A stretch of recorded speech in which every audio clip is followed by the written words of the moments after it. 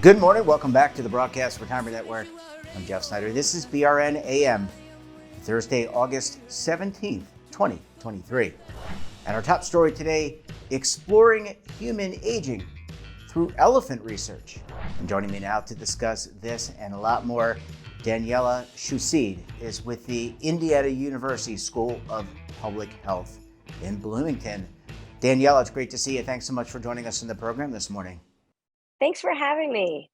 Yeah, we're going to talk about some of the research that you're doing. And look, I don't know what, we were kind of joking beforehand talking about Horton Hatch's a Who, I think it was, with Dr. Seuss. But you're doing some very interesting research on elephants and relating it back to human aging. First, what's the connection between elephants and humans? Are we really that similar when it comes to aging?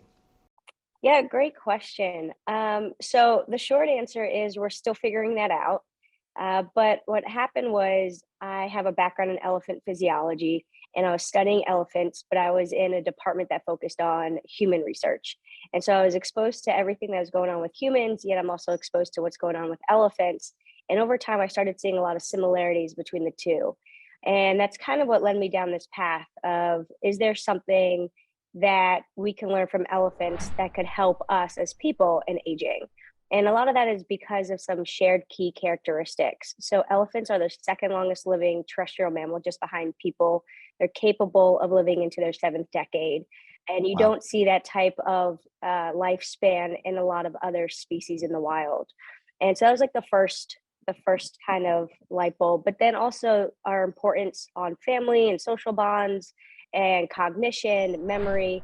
But there's a really interesting aspect to it, is that both elephants and people kind of reach the same destination, but they took a very different path to get there. We've diverged 80 to 100 million years ago, humans and elephants. And so the idea is, what did elephants evolve that we humans or other non-human primates may have evolved that could kind of be a success trick? And if we identify that, can that help us? So just a different path, I guess you could say. Yeah, and I like that you bring in the human or the evolutionary part, because I think we all evolved, all of us on this planet, animal, mammal, non-mammal, all evolved from little cells. So we as you said, we're all kind of mutations of each other. And from what you're describing, it seems like elephants are very similar to humans in that they're, and I was talking to my wife about this. She is not in your business, not in my business, but she was very interested in the fact, said that elephants are very social creatures. They have a hierarchy. They mourn when an elephant passes away. Yeah, so in terms of social structure, it's a bit different for the males and the females, but your family, it's a tight-knit group, and it's made up of all adult-related females, so mom, grandma, aunts, and then their immature offspring. And then when males start hitting puberty, they slowly, over time, it's not like you flip a switch and then they just leave, but over time, they move further and further to the periphery of the family unit, and then they ultimately leave. And then they form loose bachelor herds. And so they have their own social network, and they learn what it means to be a male elephant, while the females stay typically for their lifespan with their family herd. And it's super important, those bonds there. And like you said, yeah, there is evidence that that elephants do engage in behaviors that are similar to mourning, or what we might interpret as mourning. Elephants also display things like post-traumatic stress disorder.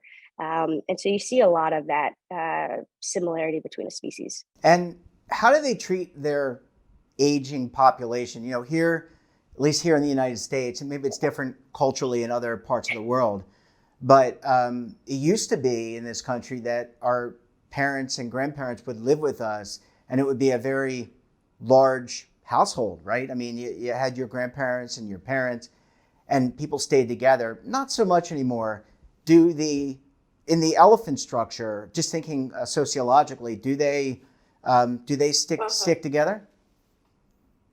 Yeah, not a lot of nursing homes in the elephant world. Yeah, actually the matriarch, the leader of the family, is typically the oldest individual, and that's because she accumulates all this knowledge over her lifespan, and she retains it, and she is the primary go-to individual in order to ensure survival and successful reproduction for that family. So there a lot of importance is placed on that, and she typically stays embedded within her family right up until death. Yeah. Well, Danielle, I want to take a very quick break. When we come back, we're going to talk about elephant cognition, what we can learn from that, and a lot more. You're going to want to stay tuned right here on BRN AM.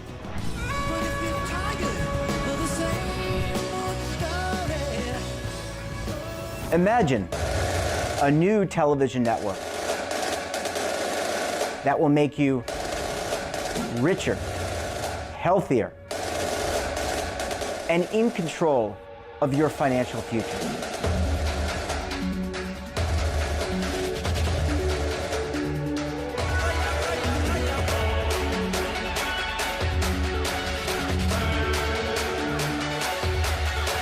This network is for the policewoman in Nashville, Tennessee, the baker in Dubuque, Iowa, the teacher in Lexington, Kentucky. We want to make the idea of savings and retirement culturally relevant. But what do you see as a defining issue of the midterms, especially for the smaller businesses? I mean, they are the lifeblood of the American economy.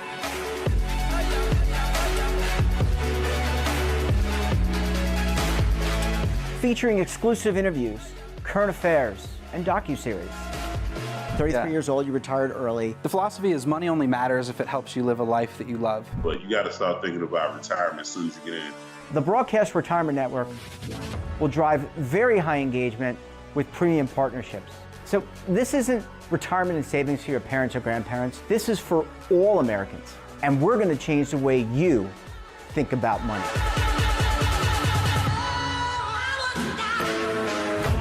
Welcome to the next frontier of retirement and savings.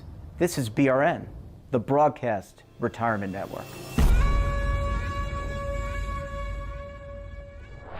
Well, Daniella, thanks so much for staying with us. Really appreciate you hanging around for segment number 2 this morning. Thank you. I'm having so much fun. It is a lot of fun. It is a lot of fun. And you know, I didn't think on this program that we would get into wildlife, but there is a lot to learn, candidly, from, in all seriousness, from other mammals and species on the planet, which is why it's important to maintain the species on the planet. But that's a whole nother show. All right, let's talk about, when you look at an elephant, do they look, as they age, can you tell an older elephant from a younger elephant? Do they get gray hair? Do they lose their hair like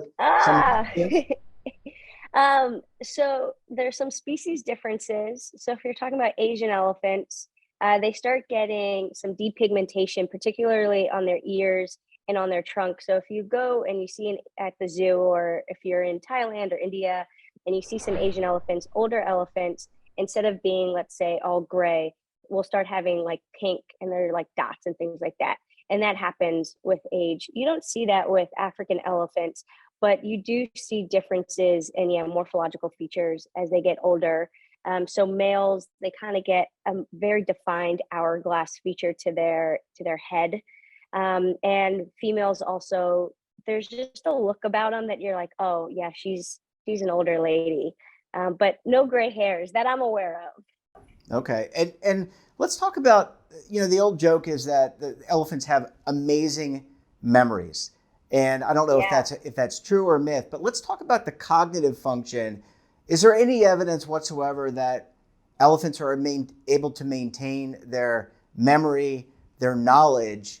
Do they go through a cognitive decline like humans, like potentially we do with dementia, Alzheimer's, and other diseases? I'm so glad you brought up this question. So absolutely, everyone always talks about elephants' memory, and an elephant never forgets. And that's based on truth. Absolutely, elephants have amazing temporal and spatial memory.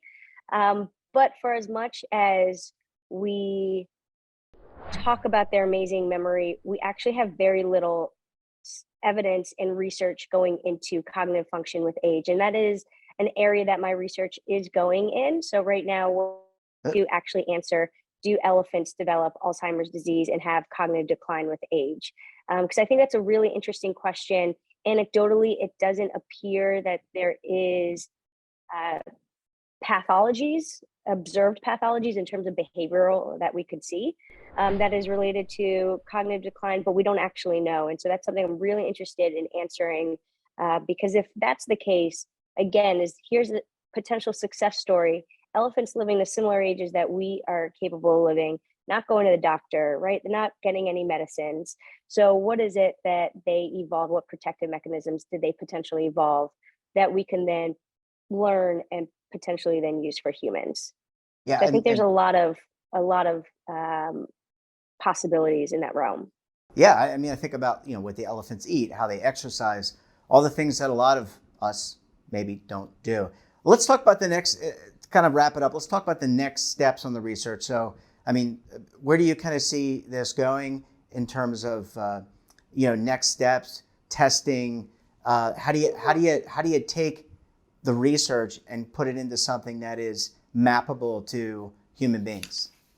Yeah, so one is in that space with cognitive decline. So I actually I have a request to, when an elephant passes away in the zoo, when they're doing a necropsy, seeing what happened, they collect brain tissue for us. And that is to start looking and seeing, are we seeing these pathologies that we would see in a human with Alzheimer's?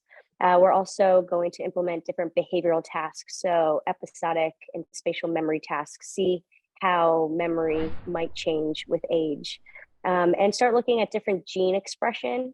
And so something really cool about elephants that we didn't really get into is they have approximately 20 copies of this gene called TP53. Put that in comparison, most other mammals, including humans, only have one copy. And this gene colloquially is called the guardian of the genome. And that's because if there's DNA damage, then that gene codes for a protein that is responsible for sensing that DNA damage and either deciding, can we fix this or do we have to kill the cell? Because elephants have more copies, they're more sensitive to DNA damage, and they'll kill a cell much faster due to the DNA damage. And so actually elephants develop cancer at much lower rates than you would expect for their lifespan and their body size. That gene's also associated with Alzheimer's disease. It's involved with cellular senescence, cellular aging. And so that's something we're investigating with age. Is there going to be gene expression with DNA damage and inflammation that's increased with age or not? And then in a completely separate lane, but related to aging, I have a project in Zambia looking at the impacts of early life trauma on the pace of aging and health using orphan elephants compared to wild elephants.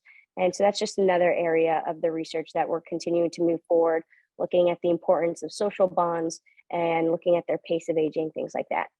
Yeah, well, Daniella, it's great research. And look, if people are going to the plains of Africa, to Asia, and you see these creatures, I mean, you have a new appreciation for these animals. They're absolutely amazing. Danielle, hope so. Yeah, I hope so too, because it's relating to our ancestral cousins, and we're going to learn a lot from them. So Daniella, we're going to have to leave it there. Great to see you. Thanks so much for joining us, and we look forward to having you back on the program again very soon. Love to. Thanks for having me. And that wraps up this episode of BRNAM. Have a topic of interest, somebody you think we should talk to? Drop us a line, and don't forget, for all the latest curated news on lifestyle, wellness, finance, tech, so much more, all in one place, check out today's edition of our daily newsletter, The Morning Pulse. Want to search our archives, check out our latest content, visit our website. We're back again tomorrow for another great edition of BRNAM. Until then, I'm Jeff Snyder. Stay safe, keep on saving, and don't forget, roll with the changes.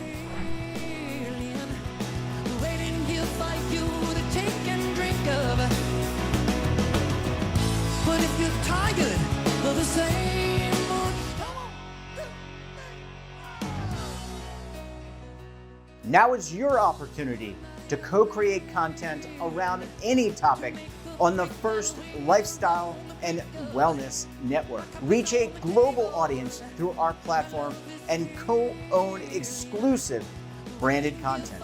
All of our programs are available on demand and also as audio-only podcasts, so you can take us on the go. Broadcast Retirement Network, available anytime, anywhere, and on any device.